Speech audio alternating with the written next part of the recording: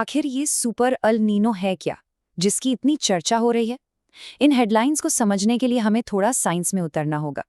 ये सिर्फ टेम्परेचर ऊपर नीचे होने की बात नहीं है।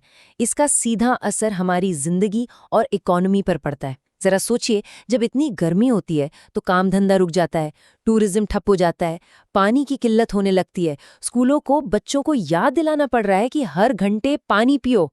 और ये फैक्ट देखिए, दुनिया की 20 सबसे गर्म जगहों में से 19 हाल ही में भारत में थीं।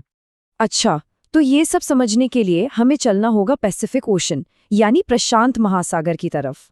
और ये कोई आम समंदर नहीं है, ये हमारी धरती का सबसे बड़ा क्लाइमेट इंजन है। देखिए, नॉर्मल कंडीशन में सब कुछ एक सेट पैटर्न पे चलता है। बहुत सिंपल है। पहला, भूमध्य रेखा के पास तेज हवाएं चलती हैं, जिन्हें ट्रेड विंड्स कहते हैं। ये पूरब से पश्चिम की तरफ चलती हैं। फिर दूसरा स्टेप, ये हवाएं समुंदर के गर्म पानी को एशिया और ऑस्ट्रेलिया की तरफ धकेल देती हैं। नतीजा, वहां खूब बारिश होती है। तीसरा, जब गर्म पानी उधर जाता है तो साउथ अमेरिका के पास नीचे से ठंडा पानी ऊपर आ जाता है। और फाइनली इससे एक बैलेंस बना रहता है, एशिया की तरफ बारिश और अमेरिका की तरफ सूखा मौसम। लेकिन क्या हो अगर ये परफेक्ट सिस्टम, ये रिदम टूट जाए? बस यहीं से कहानी में एंट्री होती है ईएनएसओ की, यानी अल नीनो सदर्न ऑसिलेशन। तो ईएनएसओ क्या है? आसान भाषा में कहें तो ये पैसिफिक ओशन के टेम्परेचर का एक नेचुरल साइकिल है। इसके दो फेज होते हैं, एक गर्म फेज जिसे हम अल नीनो कहते हैं और एक ठंडा फेज जिसे ला नीना कहते हैं। अब यहाँ इन दोनों का फर्क बिल्कुल साफ साफ समझ आ जाएगा। अल नीनो में क्या होता है, वो जो ट्रेड विंड्स थी ना, वो कमजोर पड़ जाती हैं। तो जो गर्म पानी एशिया की तरफ जमा था वो वापस अमेरिका की तरफ फैलने लगता है। और लानीना, वो इसका ठीक उल्टा है। उसमें ट्रेड विंड्स और भी ज्यादा तेज हो जाती हैं। तो पैसिफिक ओशन में पानी का गर्म या ठंडा होना सिर्फ वहीं की बात नहीं है। ये एक ग्लोबल स्विच की तरह है। एक बटन दबाया और पूरी दुनिया का मौसम बदल गया। इसके झटके हर जगह महसूस होते हैं। पर सवाल ये है कि भला ऐसा कैसे हो सकता है? मतलब एक समंदर के एक कोने में पानी गर्म होने से पूरी दुनिया का मौसम कैसे बिगड़ सकता है? इसका जवाब ना बहुत सिंपल और पावरफुल है। एक रूल याद रखिए, बारिश हमेशा गर्म पानी के पीछे पीछे जाती है। तो जब अल नीनो इस सारे गर्म पानी को पूरब की तरफ धकेलता है तो बारिश का पूरा सिस्टम ही हिल जाता है।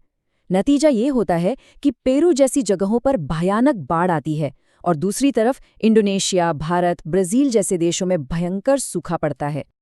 और ये तबाही सिर्फ जमीन पर ही नहीं रुकती, समंदर के अंदर जो होता है वो तो और भी खतरनाक है।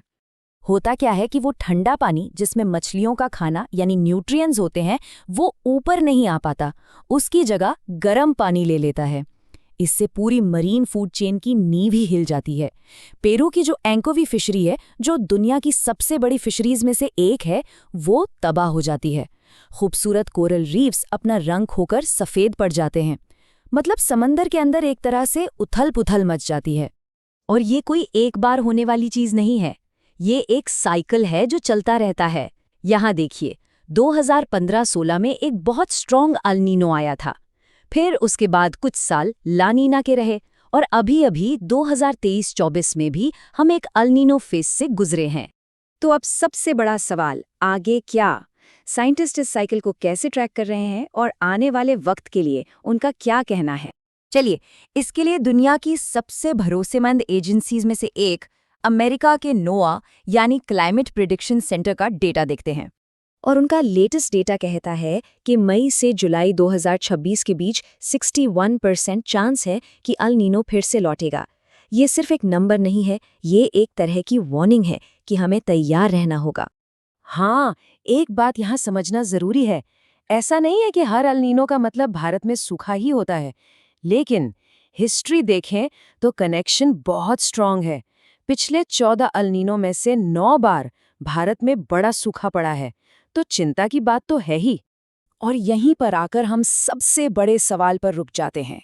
हमारी दुनिया क्लाइमेट चेंज की वजह से पहले ही गर्म हो रही है, एक्सट्रीम वेदर इवेंट्स वैसे ही बढ़ रहे हैं। तो ऐसे में क्या हम अगले सुपर अल नीनो के लिए तैयार हैं? ये एक ऐसा सवाल है जिस पर पॉलिसी मेकर्स को, साइंटिस्ट्स को और हम सबको सोचने की जरूरत है।